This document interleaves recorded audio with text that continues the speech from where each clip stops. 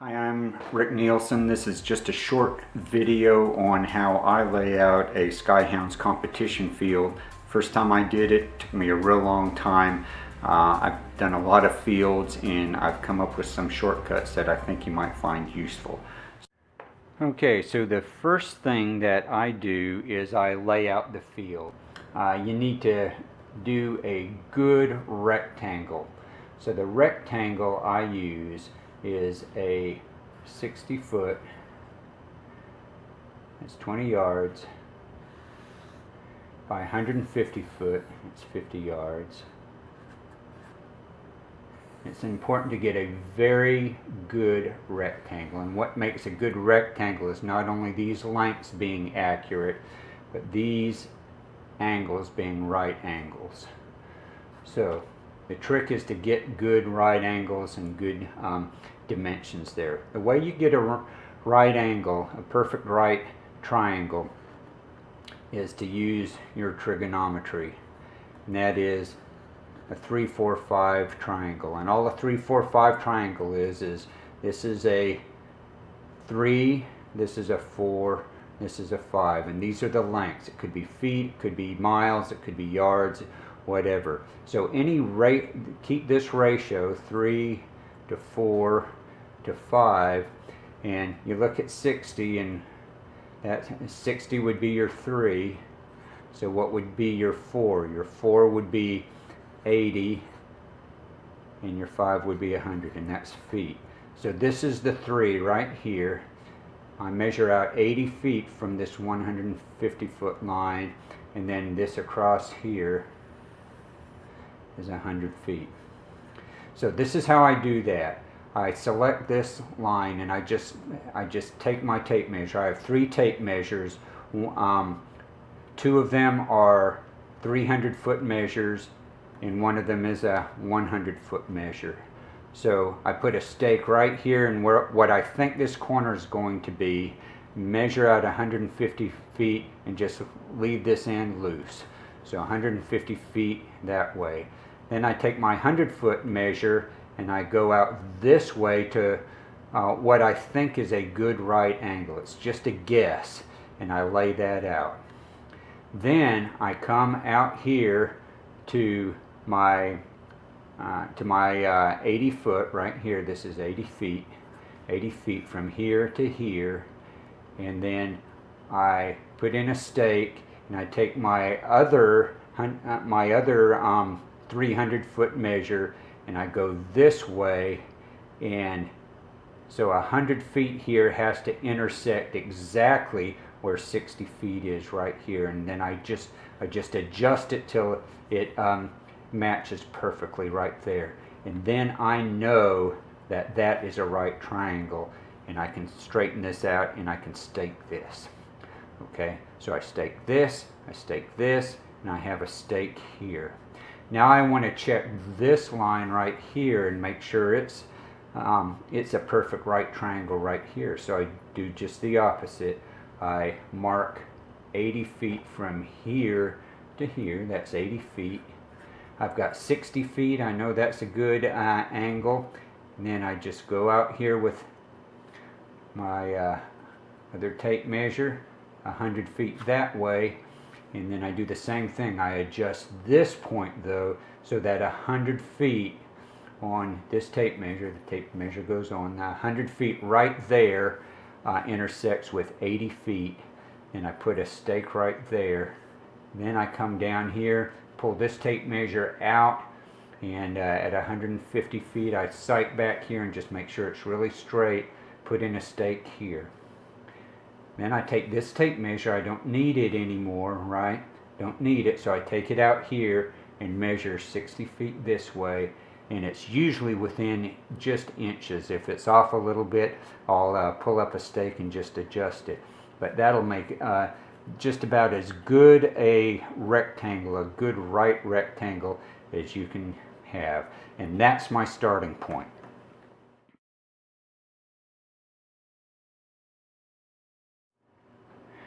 Okay, so now that we have a good right triangle, the next thing to do is to mark out the Skyhoundz Truncated Diamond field. So the way I do that Now I've moved my 100-foot tape measure out here. So while it's here and it's staked out, I just come back here and measure 15 feet up here, put a mark. I usually have just a white can of spray paint. I just spray paint a mark at 15 feet there, follow along, and then at 45 feet here I put another mark, okay? And so that means that this dimension is 10 yards right here. That's what we need there. Then I come over along the long lines, and I come out here 75 feet, halfway down, and make a white mark there. Do the same on this side. Okay, and I put a stake down on each one of these things. I need a stake, and I just use metal nails. So I've got long camping nails there. Then I move this tape measure, the 100-foot tape measure, down here again, and I mark 15 feet here, 45 feet here, put stakes in.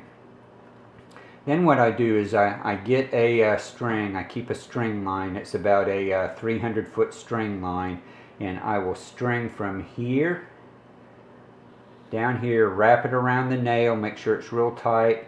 Then I come up here to the 75, wrap it around. Then I come down here. It's not a very straight line, but when you stretch the string, of course it will be. And then I take my field striper and I mark it. And I'm going to talk about how to mark a good line too. But I start here, go down here, come across here, and then up there. Okay, and that's half the field. Then what I do is I remove the string and just put it exactly the mirror image here. So then I stretch the string here, across there, and across there, and then I mark it, and you can see that's the truncated diamond shape. While I've got these 150-foot tapes marked, I come here and I just make a white stripe here, just with a can of spray paint in my hand. I come down here at I need 10 yards out, so that's 30 feet, right? Then 60 feet, then 90 feet, then 120 feet. Then I come across here and do the same thing, 30 feet, 60 feet, 90 feet, 120 feet. And these become my 10-yard markers. Once I've got this field essentially marked out, I move out the tape measures. I don't need them anymore for this part of the field. And I've got these marks, and I just take my string line and wind it up and get about 30 yards here, put in a stake here, stretch it across here and put in a stake here, and then I stripe it from here across. Then I just slide this up here, stake it here, stake it here, do the same thing, stripe it across. Of course it's a solid line, stripe it across.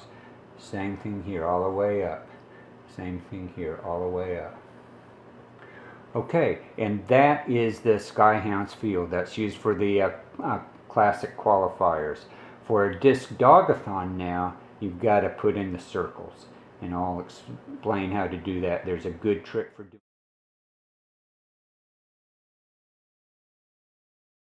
So this is what our field looks like, and it's ready for the circles. Now the way the Skyhoundz book tells to do this is a fine way. It certainly works, but it has us taking a string line, tying one there, and stretching a line across there, and then one across there.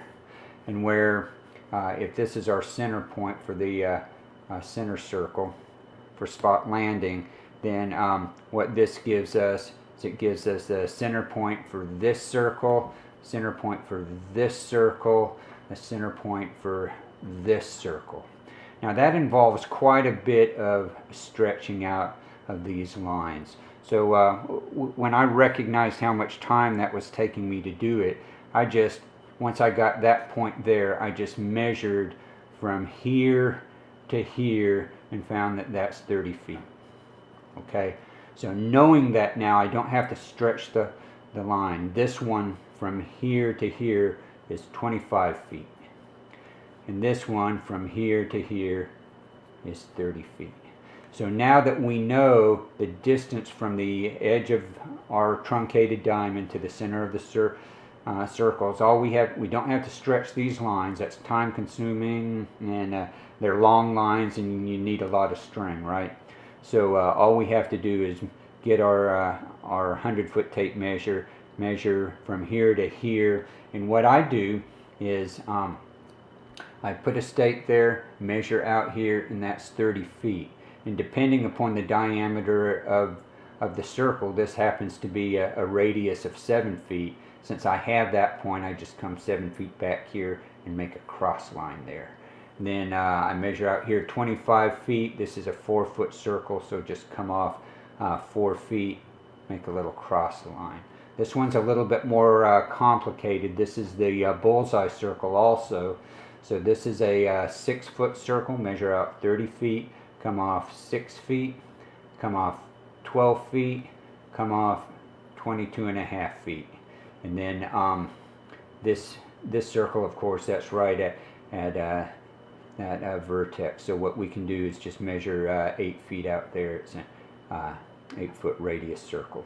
So then what I do, and I'll demonstrate exactly how I do this in a minute, but I put a stake here, get a string, and I have what's called a wand that has a nice offset for the paint, so I can stand while I'm doing it. You could lean down with a spray paint can in your hand, but I've got a sore back and don't like to do that. I just go ahead and walk around the circle. Same thing here, walk around the circle. Same thing here. Go around the circles and draw the circles. That way, and then of course don't forget this, the home plate circle there. And that's all there is to laying out a field. I can do this, I can stripe it, lay it out, stripe it, get all the circles ready, and it takes me about an hour and a half to do it this way. So let me show you now how I actually use the striper. It might be a little bit different than your experience, or maybe you don't have any experience.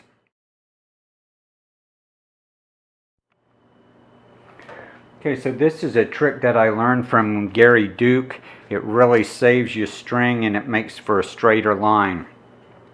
So what I learned from Gary is don't put the striper right on your line. You've got these lines down here, and they're stretched between a stake and a stake, and there's unevenness sometimes in the field. And as you push the striper, if your striper is right over your string, then it's going to move the string back and forth. Plus, the paint being right over it is going to paint your string, and you just have a goopy mess. So what Gary does is he runs his striper alongside of the string. He doesn't actually go over it. What you have to remember there is you've got an offset, about a 6-inch offset. So as long as you remember that, you go outside this line, then you have to go inside that line, outside this line, and on this side, of course, you have to go inside too. So what that does is it gives you actually a straighter line, because you're not moving the string when you're going over it with your field striper. So that's really a fine way of doing it. It makes for a much straighter line in my experience. I've done it several times now and really like that method. I recommend that. So put your wheels usually within an inch. If it's closer than that, you're going to touch the string and end up bowing your line out. So I don't like to touch it. The other thing is I don't go too fast with the striper. If you go too fast, then you're going to get wobbles. If you go too slow, I find that I end up overcorrecting and get wobbles too. So just a slow walk is what I do, and that lays a nice straight line. Okay, there are two types of striping paint that you'll be using. This kind with this kind of nozzle here, you can see the kind of square-shaped nozzle on there. That nozzle is what we use in the striper. This nozzle, it's more like a whipped cream nozzle, I guess. You can see the difference there, the two nozzles there. And they're very different. This nozzle is used for the wand. The wand actually pushes it to the side, whereas with this one the striper pushes it down. So you'll have to buy two different kinds. I usually need 4 of these, maybe 3 of them for a field. The 4th one just to finish it off. Need 4 of these for the field. I need 2 of these for the circles. So that's what you need to consider when you're buying. So for the wand, this is the wand that I use. Just fit this up in it like that, and then I can hold it. I can stand up and just do my circles very easily. So I like having the wand for the circles, and have a nice striper. Let me talk about the striper a little bit. Go ahead and load it up. Let's position it about 1 inch away from the line. I'm not going to spray my lawn here, but you can just see how I'm going. Walk about this speed. So with the wand, what we're going to do is I take my wand like this. I get on the mark. Remember, I made a cross mark on the field. I wrap the string around it like this, and I just lock it in there with my hand. Make sure I'm on the mark, and then I start spraying. I'm not going to spray our lawn here. Debbie wouldn't like that. And then I just keep the wand at a right angle all the time to the string. Keep it steady and just walk like that, or you can walk backwards. What you want to do is make sure that the string doesn't get hung up on the nail, but just come nice and steady.